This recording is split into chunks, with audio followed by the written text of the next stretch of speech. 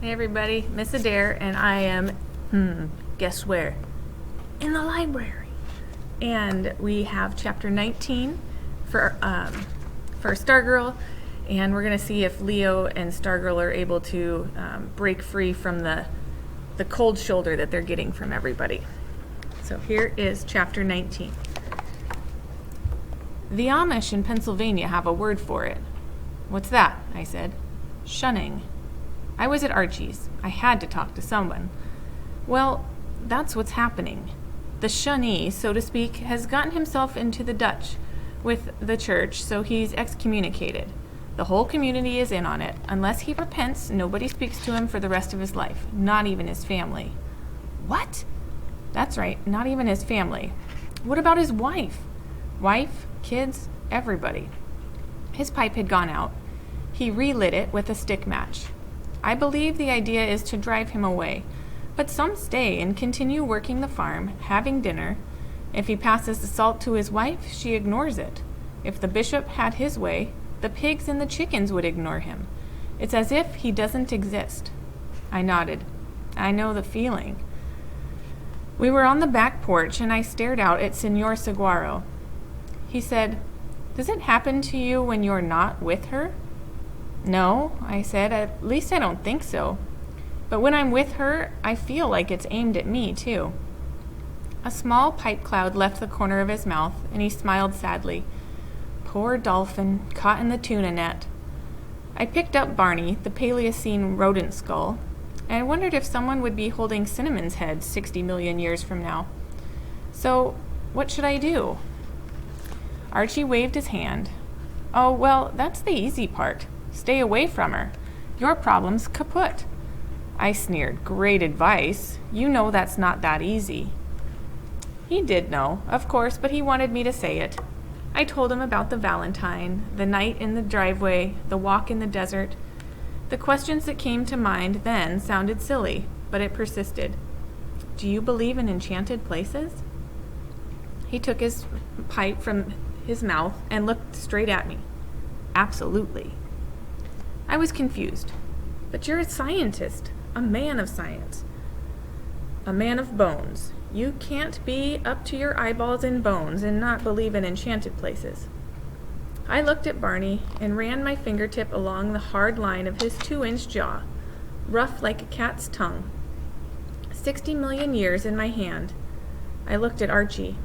"Why can't she be—" And he finished the sentence for me. "Like everybody else?"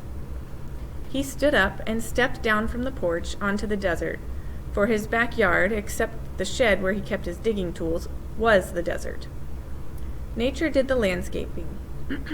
I put down Barney and joined him. We ambled toward Senor Saguaro. "Not like everybody else," I said. "Not exactly. Not totally, but—" "Archie." I stopped. He stopped. I turned to face him. My thoughts and feelings were a wild, conflicting jumble. After staring stupidly at him for a long time, I blurted, "Well, she cheers for the other team." Archie pulled his pipe from his mouth, as if to better digest my words, and he raised one finger in the air and nodded solemnly. "Ah, yes." We resumed walking. We walked on past the tool shed, past Senor Saguaro. Occasionally I picked up a stone and flung it towards the Maricopas. Archie said, almost in a whisper, "She's not easy to put into words, is she?" I shook my head. "An unusual girl," he said.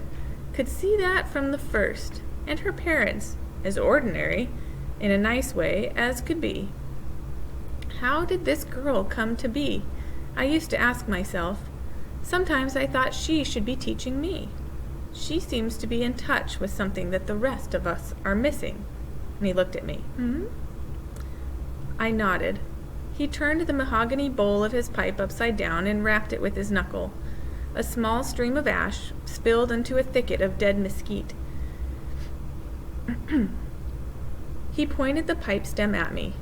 "You know, there's a place we all inhabit, but we don't much think about it. We're scarcely conscious of it. And it lasts for less than a minute a day."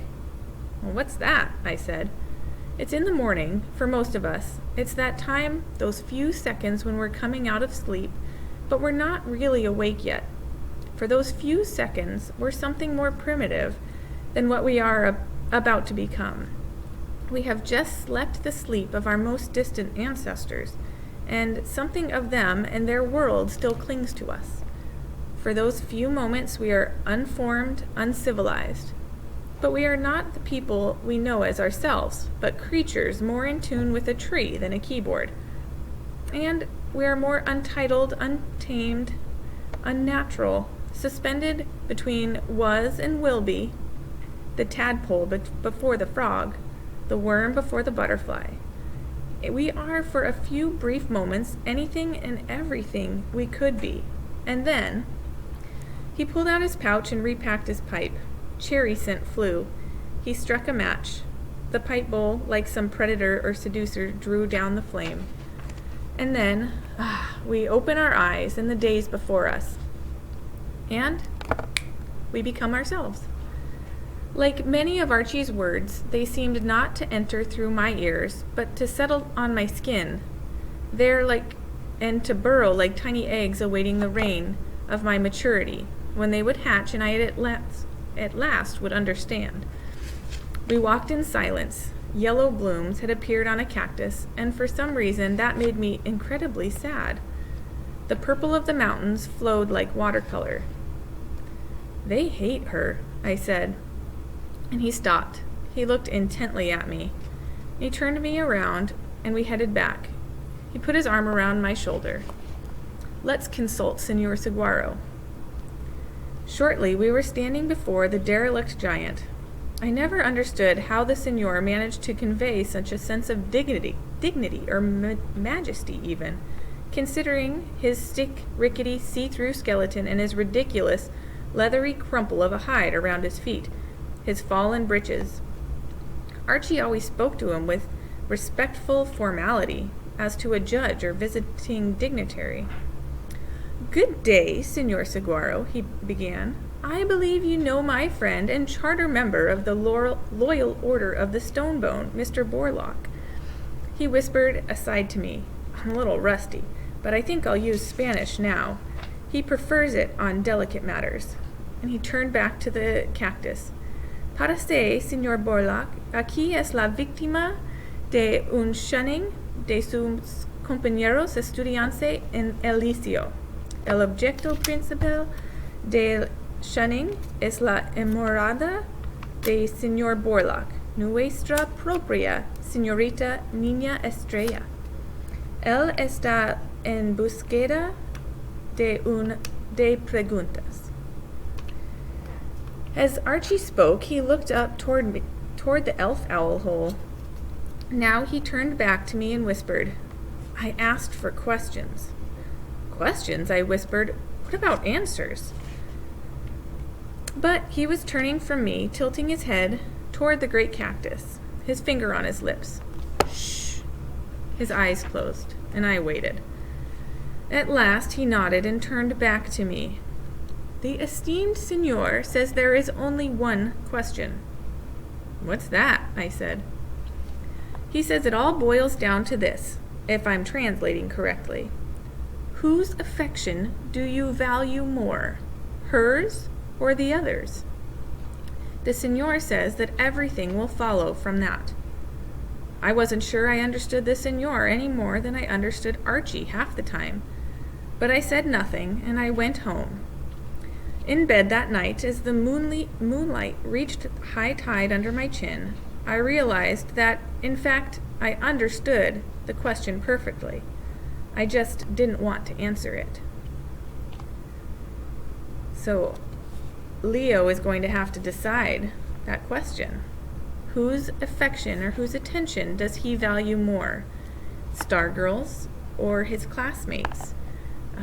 And that's going to be a hard question for Leo to answer, because he doesn't like this shunning. He's really uncomfortable with it, but he's in love with Stargirl.